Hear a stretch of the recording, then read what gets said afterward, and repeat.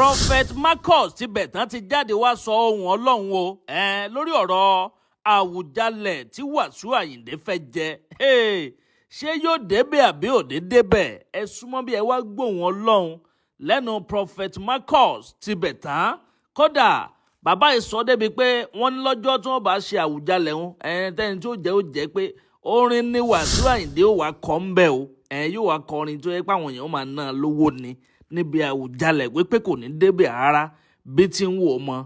Ṣé nǹkan tọ́lọ̀ ń bá wọn sọ lélẹ̀ àbí nǹkan míì? Ẹ̀yin èèyàn àní ẹ̀ súnmọ́ bísẹ̀ ẹ wá gbọ́ orin wíìrìn ọ̀rọ̀ lẹ́nu Prophet Marcus ti bẹ̀tán torí wọ́n ní Ọlọ́run ti bá wọn sọ̀rọ̀ wọ́n lélẹ̀ yàtọ̀ sọ̀rọ̀ gómìnà Ṣèyí Mákindé o tí wọ́n fi ọba kan tí wọ́n fi síbẹ̀ o ẹ wo ọ̀rọ̀ ìgbẹnu tán ó lékenkà bẹ́ẹ̀ náà ló pàkàṣọ ẹ má jẹ́ ń sọ̀rọ̀ jù ẹ jẹ́ bá ń yí kiri sókè kẹfà balẹ̀ wá gbọ́gbọ́ kúlẹ̀kúlẹ̀ bọ́ọ̀lù ti ṣe jẹ́ gan ní pàtó ẹ má yí kó ń bẹ̀ Àdàbà tẹlifíṣàn náà lẹ́wà ẹ kú kalẹ̀. Ìjẹ̀bú ò ní gba rẹ́kẹrẹ́kẹ́ Ìjẹ̀bú máa ṣe ó máa do the needful torí àwọn tó wà mẹ́ I knew my big father Kuku 101 kì í ṣe mímọ̀ ṣe kì í ṣe agbára anybody kì í ṣe agbára kò sí nǹkan tí owó lè ṣe ní ọmọye tí Ìjẹ̀bú ń pa ní ojúde ọba ni dẹ́nìkan ṣe máa ń dẹ́nìkan gbówó bọ̀ owó yẹn máa kò ní nǹkan ṣe ń bẹ̀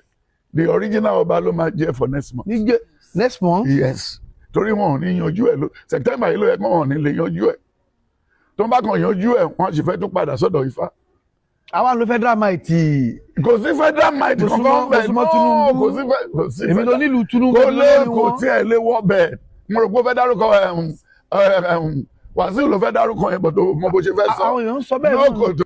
Ọ̀rọ̀ oyè ọba Ìjẹ̀bú Òde mo ti sọ fún yín tipẹ́ kò kàn Wàsíù kò lè débẹ̀ ó lè kọrin tó bá yan ọba tán o ó lọ kọrin bẹ́ẹ̀ kò kọrin kan lẹ̀ lówó o kò sí wàhálà torí mi ò mọ bí tẹ́ gbàdé bíi but ṣe rí October 7 ká tó everything. torí wọ́n ní kí wọ́n tó lè yàn án pé tó ẹ̀ńtà múkalẹ̀ gẹ́gẹ́ bí Awùjalẹ̀ rẹ o gómìnà náà máa fọwọ́ sí.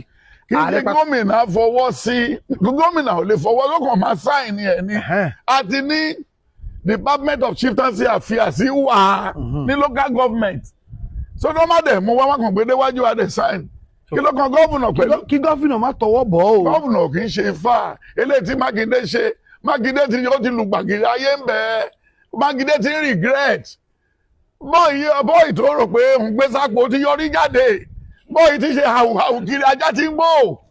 My brother ìyẹn ò lè tu ìyẹ́ kan ní ara Tinubu ní àwọlé ju 2027 dìgbì ni. àwọlé ju ti tẹ́lẹ̀ wẹ́ẹ́ máa ríran wò next year ìlú yìí máa dá gan ní next year ayé everybody lẹ́nu.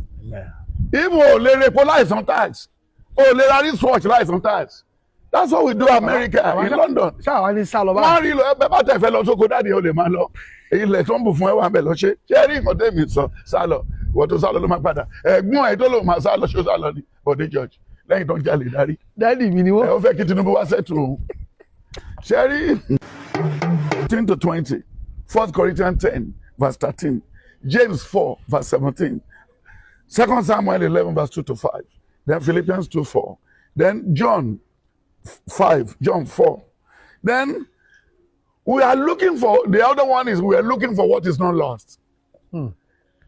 Kò sígbà tó dọ́dọ̀ onífagidi adifa ṣé gbígbà tá a wà lọ́mọ ọjọ́ mẹ́jọ náà gbómi wá náà kóbi wá náà everything wa tí wọ́n fẹ́ wo àkọsẹ̀jáyé wa wọ́n ti mọ̀ pé ní mi máa jọba láti ìgbà tó ti bí ní primary 1 wọ́n ti ń pè lọ́ba lọ́la ó dẹ̀jọba náà mo mọ tó bí 5 bẹ́ẹ̀. ẹsẹ̀ ń táyé ti sọ bẹ́ẹ̀. mo rí tó 5 bẹ́ẹ̀. dẹ́ báwo lẹ ṣe bìlí pé owó ní gbogbo ẹ̀. So that's the problem. Ìjẹ̀bú ò ní gba rẹ́kẹrẹ́kẹ́ Ìjẹ̀bú máa ṣe ó máa do the needful. torí àwọn tó wà mẹ́ I knew my big father Kuku 101 kì í ṣe mímọ̀ ṣe kì í ṣe agbára anybody kì í ṣe agbára kò sí nǹkan tí owó lè ṣe ní ọmọye tí Ìjẹ̀bú ń pa ní ojúde ọba ni dẹ́nìkan ṣe máa ń dẹ́nìkan gbówó bọ̀ owó yẹn máa kò ní nǹkan ṣe ń bẹ̀ the original ọba ló máa jẹ́ for next month. Next month? Yes torí wọn ò ní yanjú ẹ̀ ló September yìí ló yẹ kí wọn ò ní lè yanjú ẹ̀ tó bá kàn yanjú ẹ̀ wọ́n sì fẹ́ tún padà sọ́dọ̀ Ifá. àwa ló federal might. kò sí federal might kankan bẹ́ẹ̀ náà kò sí èmi ló nílùú Tinubu kò tiẹ̀ lé wọ́ bẹ́ẹ̀ mo rò pé ó fẹ́ dárúkọ Wasiu ló fẹ́ dárúkọ yẹn bọ̀dọ̀ mo bó ṣe fẹ́ sọ àwọn èèyàn ń sọ bẹ́ẹ̀ náà kò jọ náà ó ní oyè tó ń fún oyè tí ò jọ pé ẹni tó bọ́ ọmọ ọ̀dọ̀ tó bá gbọ́ ẹrù ìyàwó ẹ̀ lọ sọ́sibítù gbà tó lọ bímọ kò pẹ́ lẹ́yìn tó máa kọ́ kíìsì ọmọ yẹn bíkọ́sì ẹnu ẹ̀ rùn so bọ̀ tó bá bímọ yẹn tó bá ti gbélé ìyá ẹ̀ láyà tí ọkọ mẹ́ dáàlì ọmọ wa ti dé àkíyèsí ẹ̀ bọ̀dù kò kàn ọmọ ọ̀dọ̀ tó gbómi kaná tó ń sáré káàkiri àti dráìvà so ọ̀rọ̀ oyè ọba Ìjẹ̀bú Òde mo ti sọ fún yín tipẹ́ kò kàn Wasiu kò lè débẹ̀ ó lè kọrin tó bá yan ọba tán o ó lọ kọrin bẹ́ẹ̀ kò kọrin kan lẹ̀ lówó o kò sí wàhálà torí mi ò mọ bí tẹ́ gbàdé bíi but ṣe rí ayé ò lé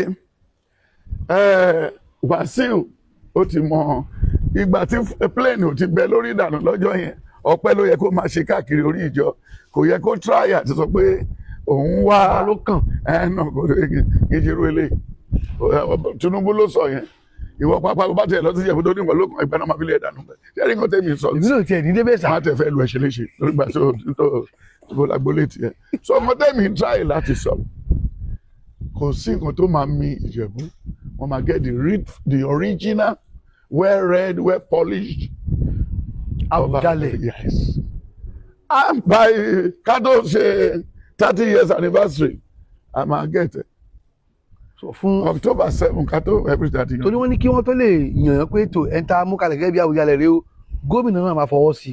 kì í ṣe gómìnà fọwọ́ sí gómìnà ò lè fọwọ́ lọ́kàn máa sáìn ẹ̀ ní àti ní Department of Chieftaincy Affairs wà ní local government so no má dẹ̀ mú wá kàn gbé déwájú wa dẹ̀ sáìn kí ló kan gómìnà pẹ̀lú. kí gómìnà má tọwọ́ bọ̀ ọ́ o. gómìnà kì í ṣe fà eléyìí tí Mákindé ṣe Mákindé ti yóò ti lu gbàgede ayé ń bẹ Mákindé ti ń regret bọ́ọ̀yì tó rò pé òun gbé sápò ti yọrí jáde bọ́ọ̀yì ti ṣe hàwùhàwù kiri ajá ti ń gbó àwọn méjèèjì kan gọ́ọ̀lẹ̀ kan ju ẹ̀ṣẹ̀ fúnra wọn káwọ́ ká lè kọ́ọ̀lẹ̀ lásìkò tiwọn ṣé báwọn Tinubu ló mú ọ̀ ní wa Mákindé ló mú wọn àwọn èèyàn wọn ní kàkà máa wòrán ọmọ Adéròmú fi gbogbo ẹ lẹ́bọ̀ yìí wọ́n ní kò ládé ṣe bó tó fẹ́ sọ̀rọ̀ Adéròmú.